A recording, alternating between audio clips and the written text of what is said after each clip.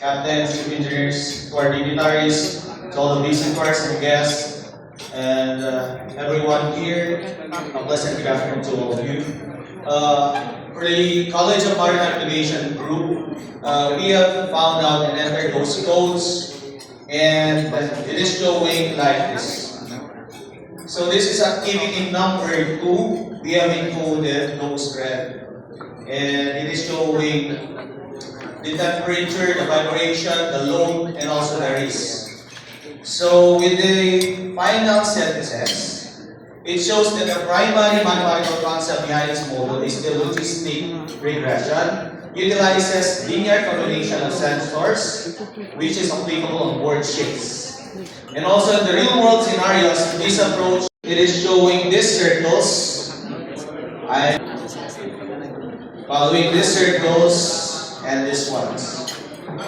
But for the synthesis, the core principle behind the approach is to identify the main concept or learning method, utilizing the pattern discovery, describe the raw data used, and specific results, and also to analyze the patterns, improve processes, support decisions.